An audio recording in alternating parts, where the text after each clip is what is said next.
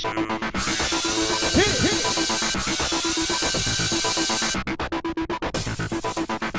everybody, welcome to another recap of Survivor, Heroes versus Villains. Last time James and Tyson were sent home in a double elimination. Alright, on the Villains tribe, Rob is pretty shocked for the first time. And he's played the game, this is like his third time playing the game. But he knows something's up, something more. Courtney thinks Parvati is a whore and Russell's a dirty troll. I'm pretty much in agreement with her. Pretty much. So the dark side of the Villains tribe is trying to sway Jerri. But Jerri's got a fear of commitment, so she's not ready to totally come over to the complete dark side yet. I mean, she's on the dark side already because they're on the Villains.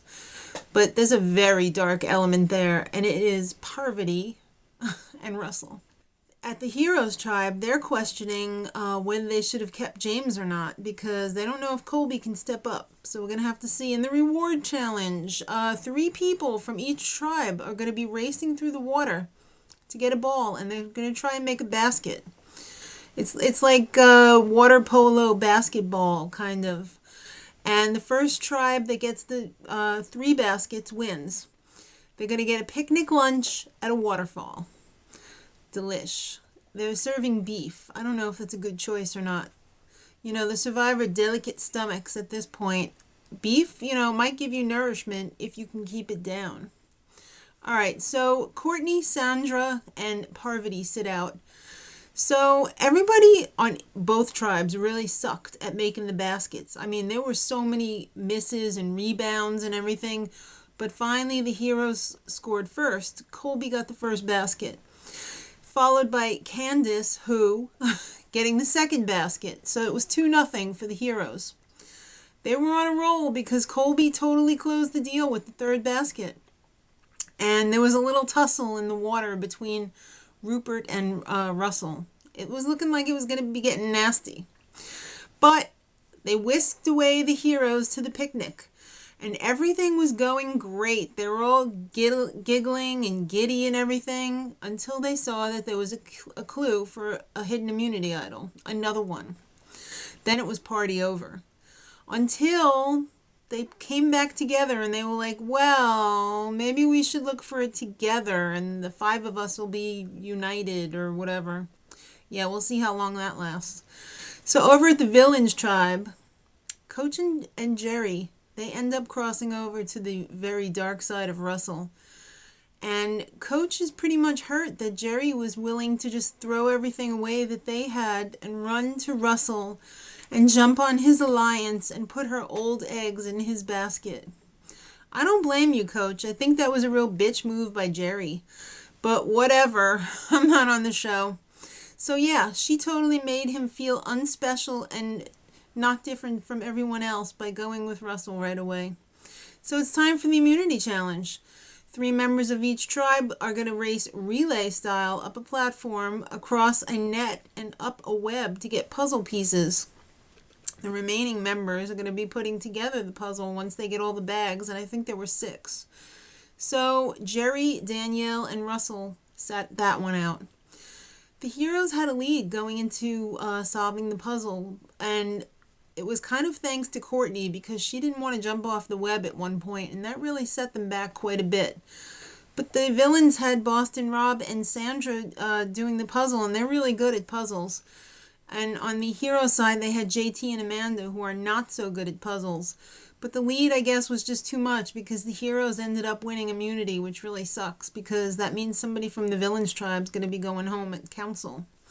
So at the Villains camp, Russell tells Rob right in front of Courtney and Sandra that one of them should go home.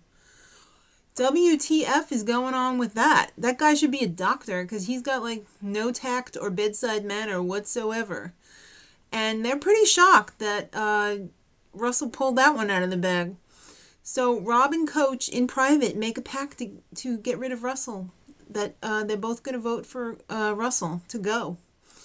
But then when Coach goes over to the dark side with Jerri, he also gives Russell his word that he's going to get rid of Boston Rob.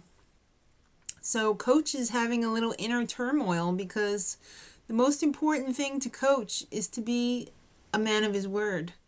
But when you've given out your word 2 different times for 2 different answers, what are you going to do, Coach? The demons. So Rob knows something is up because he's not stupid. He's one of the best players to ever play Survivor in the history of the game. So he knows, and he tells Jerri, it's okay, honey. You just do what you got to do, Jerri, to get yourself further along in the game. Because Jerri told him, pretty much that, you should be worried. But Coach, on the other hand, he said he would vote with Boston Rob. So at Tribal Council, Jeff knows something is up because he probably saw the daily tapes. And Russell is totally being a cocky bastard. What the hell? He was getting very, very cocky and was just, I could have blindsided anyone, but I chose to blindside Tyson. And if you're against me, you're going home. So Rob makes his 11th hour plea to everyone to see the evil that is Russell and get rid of him. So it's either going to be Russell or Rob, and it's pretty much all up to Jerri and Coach, but mostly Jerri. In Rob's mind anyway, because he thinks Coach is going to vote with him. So it's time for the votes. And by a vote of 4 votes for Rob, 3 votes for Russell, and 1 wussy vote for Courtney, thanks Coach. Yeah, Rob is voted out and Rob is going home. So I'm thinking, what is the point of watching this anymore? Because I really don't like anybody that's left on the villains tribe anymore. Except for maybe Courtney, and I don't think she's got a shot in hell.